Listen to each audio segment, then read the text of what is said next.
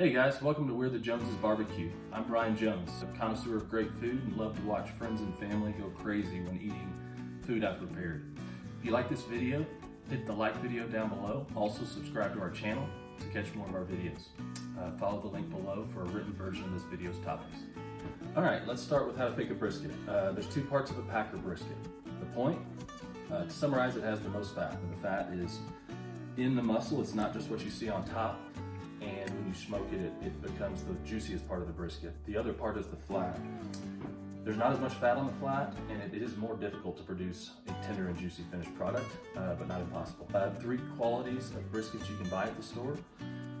This is a prime. This is the best cut that is readily available. Wagyu, in my opinion, it's great, but it's significantly more expensive, and the results are just not that much better. Prime is perfect for what I do. This makes the best of the three qualities that I'm going to go over today. There's more fats than other cuts, flat and the point, and it comes with a very consistent outcome. The choice, which is one step down from prime, it makes a really good brisket. I buy and smoke choice all the time. You just have to be really, you have to do it perfect. You can't have swings in your temperatures, and you can't take shortcuts. You really have to do a choice brisket perfect, but it's still a good brisket, and it's a little bit less consistent with the final product, but I do it all the time. Select is the lowest grade that we're going to talk about. Don't buy this quality. There's not enough fat. It does not produce a good brisket. Don't try. It's not worth it. I've tried it. It's just like beef jerky. All right, now picking a brisket. Like I said, prime is preferred, like this.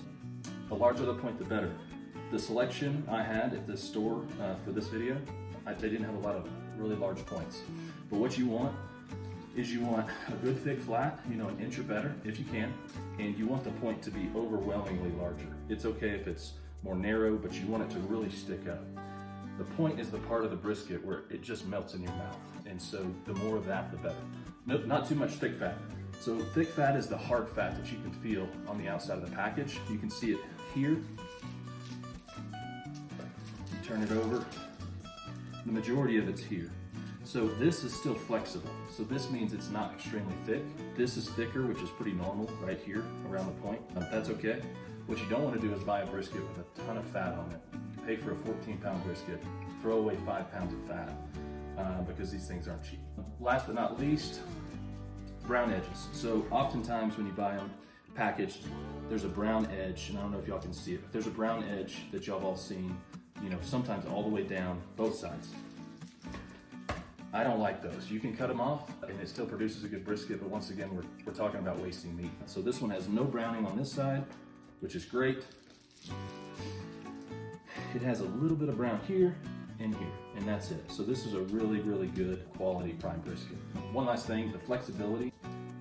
Whenever you pick up a brisket at Costco or wherever you go, the flexibility really of the flat is important. Now the packaging plays a role in this as well, but you can really tell whenever it has this much play in a brisket that there's more fat content than one that if you pick it up, it just stays firm and flat. So look for one that has some flexibility, just like that. These are all really good rules and tips and tricks, but remember, just about any brisket that anybody picks up from the store, other than a select, if you do it right, you're still gonna have a great brisket.